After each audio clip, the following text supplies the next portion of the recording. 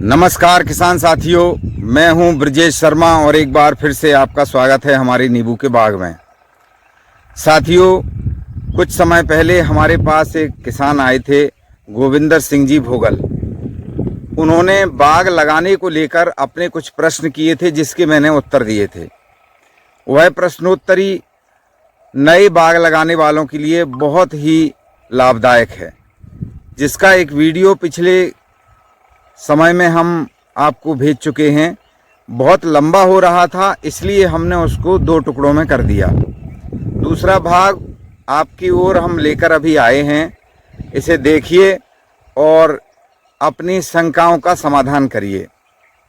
उम्मीद करेंगे यह वार्तालाप आपके बहुत काम आएगी। चलिए सीधा आपको उस वीडियो से जोड़ देते हैं, आप देखें और लाभ उठाएं। धन्यवाद।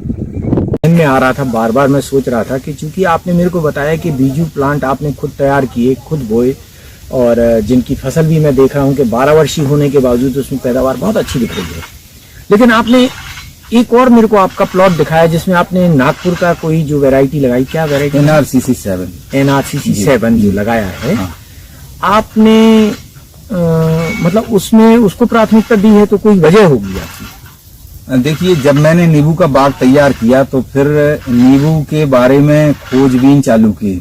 शुरुआत में नहीं की थी, लगाने के बाद इसमें इंटरेस्ट हमारा ज्यादा बढ़ा जी। तो वहाँ हमने देखा कि नींबू वैज्ञानिकों ने 2 किस्में तैयार की हैं, एक NRCC 7 और एक NRCC 8 जी। तो हमने ये सोचा कि जब वैज्ञानिकों ने इसको तैयार किया है तो निश्चित रूप से कुछ न कुछ उसमें नया होगा। उनके डिटेल पढ़े जब हमने बाद में, तो NRCC 7 और NRCC 8 में नींबू में रस की मात्रा बहुत ज्यादा है और उसका जो साइज है वो काफी सुंदर देखने में लगता है। दोनों में अंतर ये हमें बताया गया कि NRCC 8 में बंच में नींबू लगते हैं, गुच्छे में लगते हैं जी, और इसमें बिना गुच्छे के लगते हैं जी। तो हमने फिर वहां आवेदन किया राष्ट्रीय नींबू वर्गीय अनुसंधान संस्थान नागपुर में, तो हमको NRCC 7 अलॉट हो गया। NRCC 8 तो 5 पौधे विशेष अनुग्रह पर वहाँ के वैज्ञानिकों ने हमको दिए थे, तो उनमें तो अभी फ्रूटिंग नहीं आई है, पर NRCC 7 में 1-2 फ्रूट इस बार आए थे जी। कितने वर्ष में?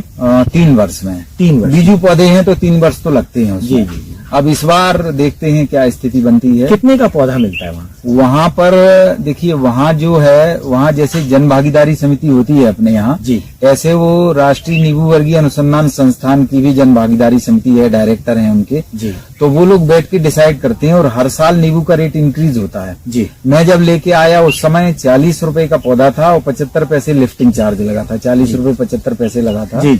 हम लेके आए थे, पौधे सारे हमारे जीवित रहे, 1-2 पौधे उसमें से नष्ट हुए केवल, बाकी सब बढ़िया रहा जी। तो ये स्थिति वहाँ की थी, ये स्थिति वहाँ की थी।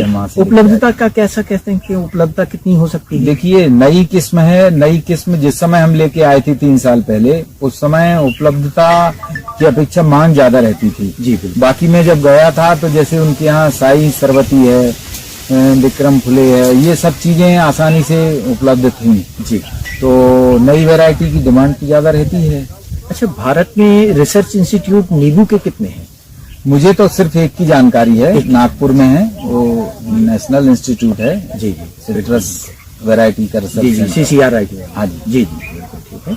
तो आपने उसको इसलिए महत्व दिया कि एक तो उसमें रस की मात्रा ज्यादा है, फ्रूट की देखने में सुंदरता भी है, उसका रंग आकार जो भी आप बता रहे हैं कि वो और अन्य किस्मों से कहीं अच्छा बेहतर है। हाँ, चलिए, ये भी है।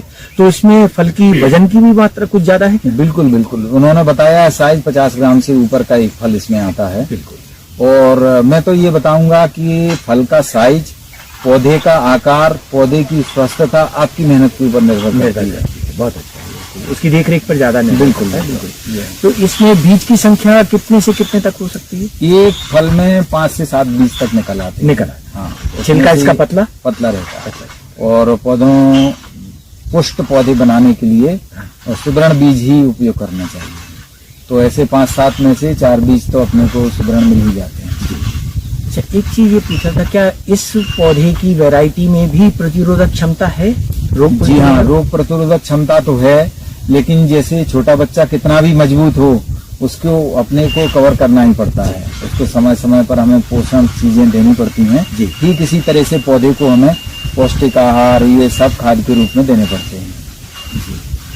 तो आप मेरे जैसे अन्य किसानों के लिए आप यदि कोई सलाह देना चाहें आपके इतने साल के 12 वर्षीय तजुर्बे के बाद, कि जो कमियां आपके कार्य करने में रह गई थी, आगे आने वाले किसान के लिए वो कमियां ना बने और वो अपनी खेती को अच्छी उन्नत किस्म के द्वारा उसको बनाए, जिससे आगे आने वाले समय में वो अधिक लाभ प्राप्त करे, तो उसके लिए आप किसानों से कुछ कह सकते हैं? किसान साथियों, मैं तो सबसे पहले आपको ये कहूंगा कि खेत में लेआउट प्लान करने के पहले आप उसमें लेआउट के साथ में ही आप ड्रिप जरूर लगाइए, क्योंकि पौधे छोटे होते हैं, उस समय नाली से पानी देना संभव नहीं हो पाता कि गर्मियों में हम पानी दे सकें, तो आप उसमें ड्रिप लगा के उन पौधों को बड़ा कर सकते हैं। उसके बाद भले ही आप थाले बना के और फिर पानी देने के बारे में सोच सकते हैं।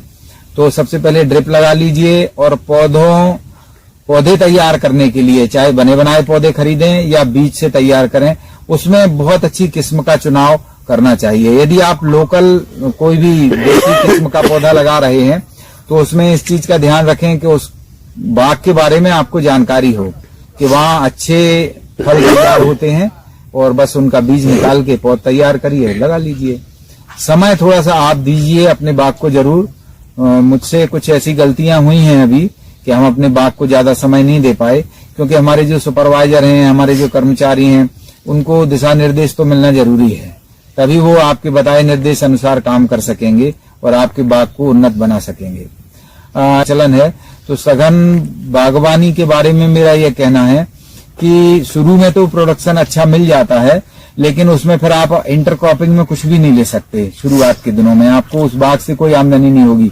दूसरी बात, जब बाग हमारा बड़ा होता है, पौधे की टहनियां आपस में मिलने को होती हैं, तो कटिंग में बहुत पैसा खर्च होता है। इसलिए प्रयास करें कि जो डिस्टेंस है 6 मीटर के आसपास, 5 मीटर भी कर सकते हैं, 6.5 मीटर भी हो सकती है, बस उसी पर आपको बाग का लेआउट प्लान तैयार करना है। धन्यवाद शर्मा जी आपका। आपने अपने कीमती समय को दिया। कीमती समय के साथ साथ जो आपकी महत्वपूर्ण जानकारियां हैं, जिससे किसान की आगे आने वाले समय में जो उसको इस फसल को लगाने में काफी महत्वपूर्ण रहेंगी, उसके लिए आपका बहुत बहुत धन्यवाद। अरे धन्यवाद तो आपका है कि आप हमारा काम देखने आए। ऐसी चीजों से हमें संबल मिलता है, हमें उत्साह मिलता है कि हमारे काम को कोई सराहने के लिए आया, उन्होंने देखा, आपने हमें प्रोत्साहित किया, आप यहाँ आए, बहुत अच्छा लगा। आपका बहुत बहुत धन्यवाद।